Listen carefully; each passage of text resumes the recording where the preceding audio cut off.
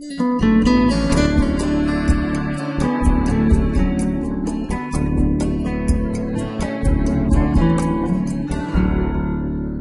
morning, Wall Street. In this video, we're going to talk about the mirage of overbought and oversold territory. We decided to do this because, as you can see, the current posture of the market is clearly oversold on a long-term basis. This is a monthly chart of the S&P 500, and we're looking at one of our favorite momentum oscillators, the adjusted rate of change. We are more oversold by this measure than we've been since the mid-80s, which is how far back this particular chart goes. So the obvious temptation is that because we're so oversold, we ought to be buying this market. Well, that's one school of thought, but let me just show you what a mirage overbought and oversold territory can be. Let's go back in time a little bit and move our way forward.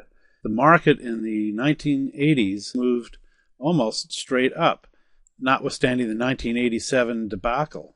The market quickly recovered from that and continued higher.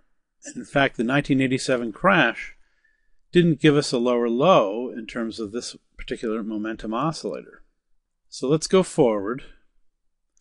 Now what we see is a higher high, the highest level on this oscillator that we've seen since the beginning of the 1980s. And that might make you think that, well, perhaps we ought to be sellers at this point. But let's take a look and see what the market did. Well, you know what? It kept going and going and going higher.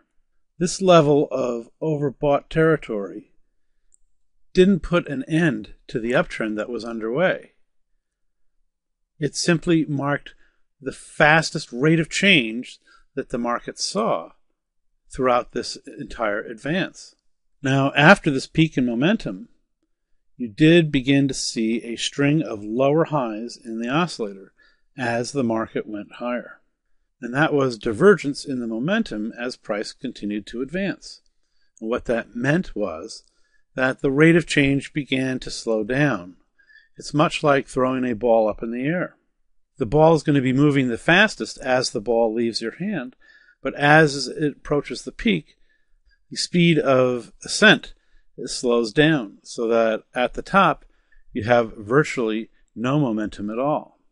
And that's when you want to be concerned about the end of a trend, especially a long-term trend. So as we move along in time here, we see that we've turned the corner in terms of the monthly DMA channel. That's clearly a negative. And now the rate of change, the oscillator, is at its lowest level that we've seen since the early 1980s. So we've kind of gone from an extreme high to an extreme low. Now, did that put in the low for the market? Let's take a look. Nope. The market kept going down. And in fact, we scored yet a lower low in the rate of change. Well, surely that must be the low in the market, because we've never seen a momentum low this low before. Nope. And here we go again. We have a lower low. All of these people that bought stocks here got creamed because they thought the market was oversold and it was time for the market to turn around. And this little baby right here certainly got people enthusiastic about the prospect that, yep, the market was ready to move to a new bull phase. Well, that didn't happen. The market didn't get above its monthly DMA channel. It got into it, but not through. See, now here we have an interesting move.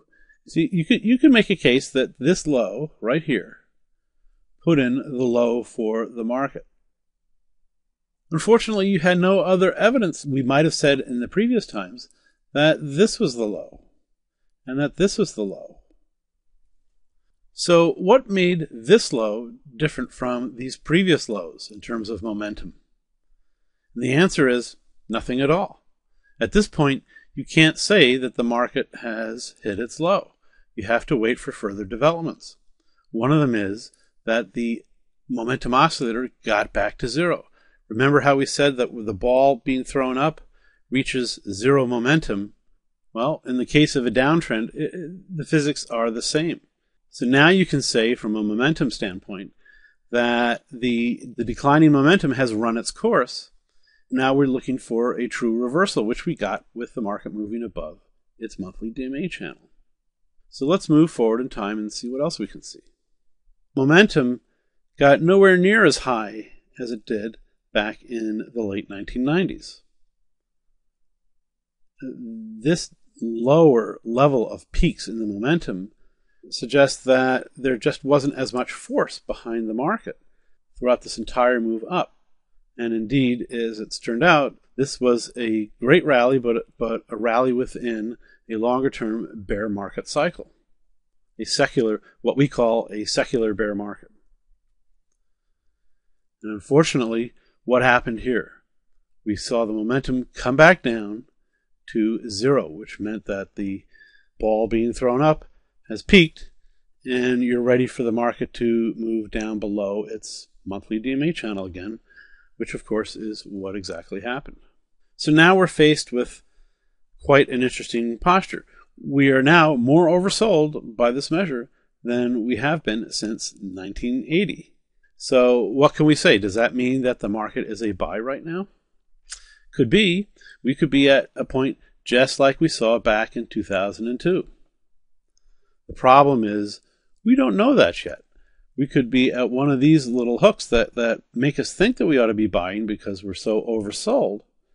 But the truth of the matter is we can't really become enthusiastic until we see this momentum oscillator move back to the zero line. And then we can contemplate that the downside momentum that we've all been suffering through has run its course, and we're ready for a turnaround, which would be evidenced by a move above its, guess what, monthly DMA channel. So the point of this video is don't get trapped into thinking this is a great time to buy because we're so oversold. It doesn't work that way. Oversold territory can persist indefinitely. You have to see some evidence that the market is truly turning around. And when that occurs, we'll be pointing it out to you. Hope that helps. See you next time.